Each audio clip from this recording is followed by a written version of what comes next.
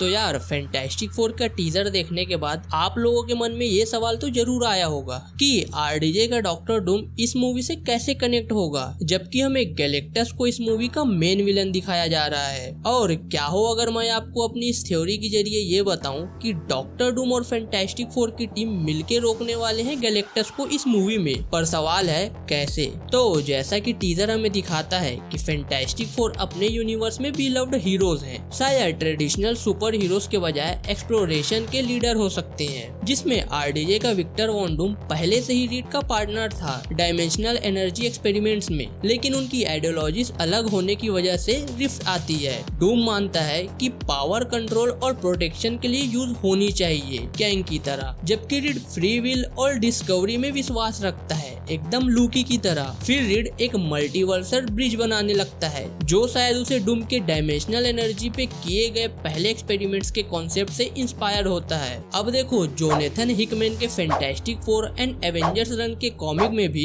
Read एक multiversal bridge बनाता है जो उसको अलग अलग रियलिटीज एक्सप्लोर करने देता है। और अगर टीजर में वो कुछ ऐसा स्केच कर रहा है तो इसका मतलब हो सकता है कि फैंटास्टिक फोर पहले से ही मल्टीवर्सल ट्रेवल के साथ एक्सपेरिमेंट कर रहे हैं और इस मल्टीवर्सल एक्सपेरिमेंट के डायमेंशनल एनर्जी के कारण गैलेक्टस का ध्यान इनके यूनिवर्स पे पड़ता है और वो फैंटास्टिक फोर के टीजर में हो सकता है इसी एनर्जी का पीछा करते दिखाई दे रहा है हमें, और आगे चल के उनका यूनिवर्स गैलेक्टस के अटैक की वजह से तबाह होने लगेगा और फैंटास्टिक फोर के यूनिवर्स का गैलेक्टस की वजह से डिस्ट्रक्शन एक तरह से अर्थ 1610 अल्टीमेट यूनिवर्स का इको करेगा, जहां गैलेक्टस पूरी टाइमलाइन डिस्ट्रॉय करता है। अगर फैंटास्टिक फोर एमसीयू में इसलिए आते हैं क्योंकि उनका यूनिवर्स डूम्ड है, तो ये एक डायरेक्ट एडॉप्टेशन हो सकता है जिसको फैंटास्टिक फोर और डूम मिलके रोकने की कोशिश करेंगे लेकिन फेल हो जाएंगे। तब रीड को रियलाइज होगा कि बचने का एक ही तरीका है कि मल्टीवर्सल ब्रिज का यूज करके यहाँ से भागना।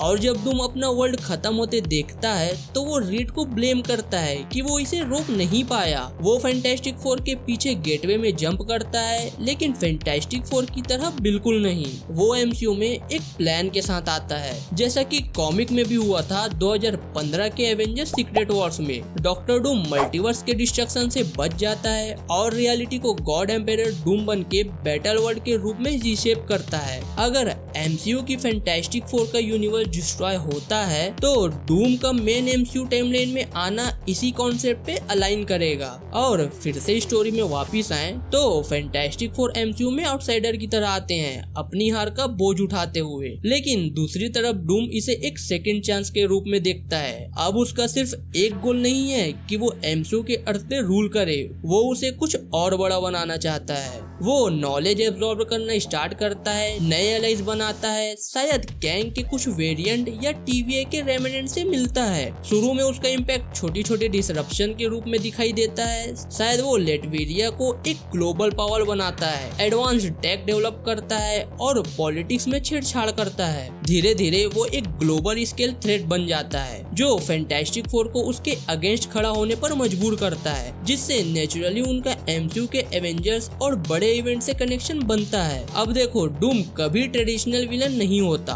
वो अक्सर ये मानता है कि सिर्फ वही ह्यूमैनिटी को बचा सकता है। अगर आरडीजे का डूम पहले अलाई होता है लेकिन धीरे धीरे ड्रेस्टिक स्टेप लेने लगता है तो शायद रियलिटीज मर्ज करना, गुडहुड पाना या एमसीयू के रिसोर्सेज से अपना खोया हुआ वर्ल्ड वापस लाना, ये उसे एक परफेक्ट एंटागोनिस्ट बनाएगा बिना उसे पूरा इविल बनाए। और देखो डूम मल्टीवर्सल डिस्ट्रक्शन के बारे में सबसे ज्यादा नॉलेज रखता है, जिससे वो उन लोगों में से एक बनता है जो आने वाले क्राइसिस को समझ सकता है। कैंग मल्टीवर्स पे रूल करना चाहता था, लेकिन डूम शायद आने वाले इनकर्जन को एक अपॉर्चुनिटी के रूप में देखता है जिसमें वो रियलिटी को अपने हिसाब से रीमेक कर सके, बिल्कुल 2015 के सीक्रेट वॉर कॉमिक की जैसा। ये एमसीयू के नेक्स्ट थैनोस लेवल आर्क के रूप में काम कर सकता है, जिसमें डूम एक इनकर्जन के दौरान पावर सीज करता है और एक बैटल वर्ल्ड लाइक इवेंट का स्टेज सेट करता है। अब देखो, मेरी ये थ्योरी एक Doom driven secret war adaptation के लिए परफेक्ट सेटअप हो सकती है। डूम को एक टिपिकल विलन बनाने के बजाय उसे एक सर्वाइवल दिखाया जाए, एक ऐसा इंसान जो सब कुछ खो चुका है और अब किसी भी तरह से एक बेटर वर्ल्ड बनाना चाहता है। इससे फैंटास्टिक फोर का एमसीयू में इमीडिएट इमोशनल एंकर भी बन जाता है। वो सिर्फ नए सुपर हीरोज नहीं है, बल्कि एक डिस्ट्रॉयड वर्ल्ड से भागकर आए हैं। दूसरी तरफ डूम की प्रेजेंस एमसीयू में पॉलिटिकल और टेक्नोलॉजिकल केओस क्रिएट करेगी,